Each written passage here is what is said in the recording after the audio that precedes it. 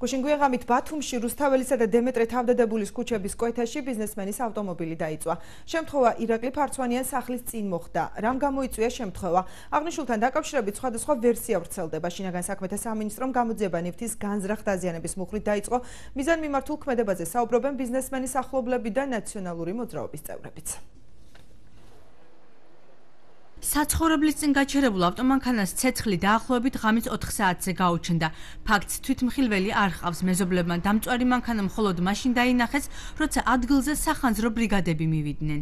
6 საათზე ჩამოვედი მე და იყო უკვე ყველაფერი განეიტრალებულ მდგომარეობაში. ხოლო გავიგონე ყვირილის ხმა და ვსიო ეს იყო. იმის შედეგად გამომეხვიდა დილას 6 საათს. გამომწვევ მიზეზებს ექსპერტები რამდენიმე მიმართულებით სწავლობენ. მანქანის ირგვლივ შეიმჩნევა საწვავის ლაქაც, რის გამოც დაზარალებული ახლობლები განზრახ ჩადენილ ქმედებაზე ეჭვობენ.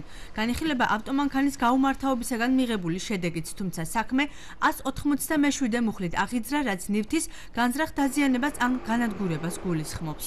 მიმართეთ მათ პრესსამსახურს და გეტყვით მომარჩეს.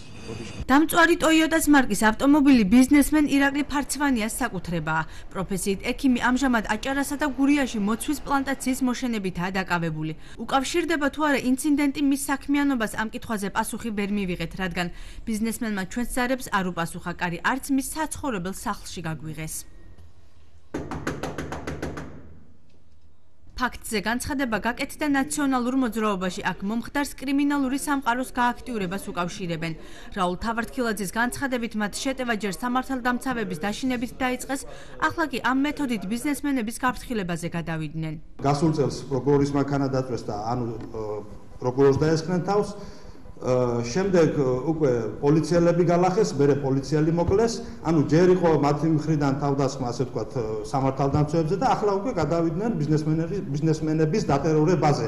უკვე ეს ყველაფერი უკავშირდება იმას, რომ ბიზნესმენებს მესიჯი მიცეს ამით, რომ ხვალდაზექს რომ მათ ფულს მოთხოვენ ან რაღაცა, ამით უკვე თუ ის არ შეასრულებენ ისინი მათ, ასე ვთქვათ, დავალებებს და ასე ვთქვათ, მათ მოთხოვნებს, აი ეს ასეთი ბედი მოელით მათაც როგორც ამ ბიზნესმენს. კრიმინალისტებთან კონტაქტს გამორიცხავს ირაკლი ფარცვანიას ყოფილი თანამშრომელი გიორგი კონცელიძე ამბობს, რომ არც ბიზნეს წრეებთან, არც ხელისუფლებასა და არც კრიმინალთან ზედმეტი კონტაქტი მით უფრო პრობლემები არასოდეს ჰქონია. პრობლემები არასდროს არ ქონია არავისთან. კომენტარს მაგაზე ვერ გავაკეთებ, რომ ვინმესთან რაიმე კონფლიქტი ქონოდა. როგორც ბიზნესმენი და როგორც ადამიანი არის კარგი მამა. ფაქტის მოკვლევა ბათუმის ნომერ 3 განყოფილებამ დაიწყო.